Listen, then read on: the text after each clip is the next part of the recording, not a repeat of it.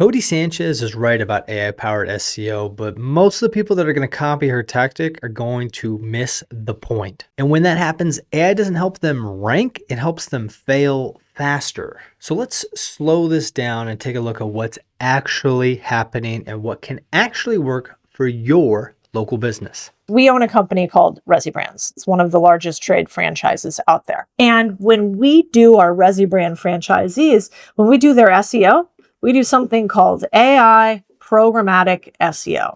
Now, if you've never heard of programmatic SEO, you might be thinking, oh, are we going to use Claude Cowork or some kind of fancy AI agent to really build out a bunch of pages, build some authority for our site? What are we going to do here, Codie? Which is a fancy way of saying we try to get their listing on Google all over the place everywhere. So if you need a painter in Tuscaloosa, if you need a window cleaning in Piedmont, North Dakota, we're going to have a custom site that looks like it's right there in Piedmont with you. Now, what you might not realize if you haven't been doing local SEO for a long time is that this is not some sort of revolutionary AI system. This is simply solid local SEO foundations repeated in different locations. AI isn't the strategy, it's just the accelerator. And here's the thing, if you skip the boring parts, AI is just going to amplify your SEO garbage into a nice steaming dumpster fire in no time. So what exactly is programmatic SEO? Google's AI overview did a pretty good job of defining what programmatic SEO is, and it's the process of automating the building of multiple pages, usually by having a source document. Now, is that what Codie Sanchez and her team is doing? Probably, but you don't need some fancy WordPress plugin or N8N workflow to actually make this work for your business. Now let's take a second to pause and talk about the boring SEO pieces that Codie didn't talk about in this video. We're going to pull up Pink's Window Cleaning's website, and we're going to see the SEO hotspots that they're hitting perfectly. All right, so here's the exact page that Codie was featuring in her video. And if we check the SEO hotspots using the detailed SEO Chrome extension, which I feature a lot in our videos, we can see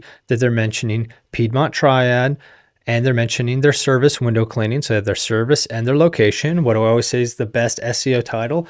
Service, city, state. So they've pretty much got that here. A nice meta description. Doesn't end with the direct call to action, but it says the kind of trust signals you want to expect. We also want to check that permalink, the URL. They have the location in there. Windows is already in their domain, so they're not so worried about that, but that's also something you can be considering. And if we look at their H1, again, it's Pink's Windows Services, Piedmont Triad, which is right here. And so they've hit the H1 perfectly. If you scroll down the page, you can see they're hitting their related services.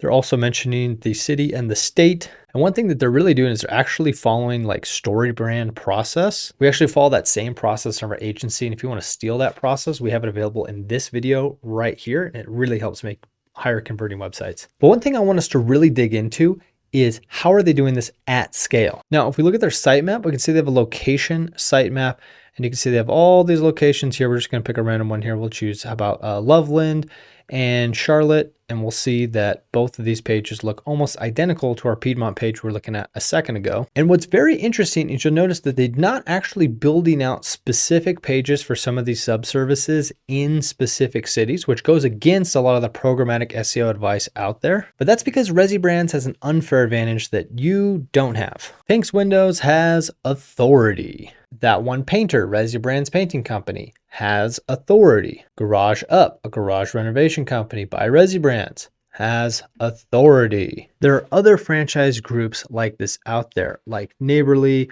or Authority Brands. And the leg up that all of these businesses have that your small local business probably doesn't have is that they have authority baked in.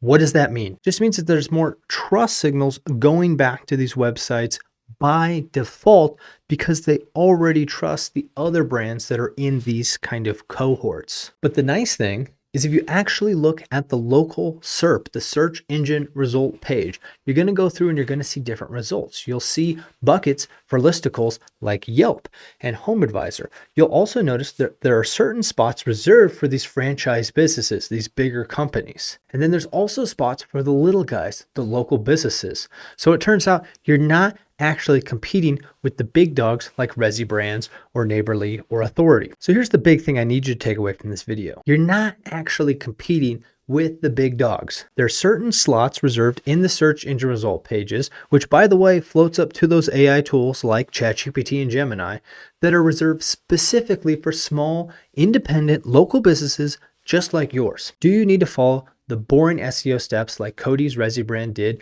with Pink's window services by giving it a good SEO title, a good H1, a good permalink for that location? Absolutely. Should you scale out some location pages for all the areas that you can hit with your truck as a contractor?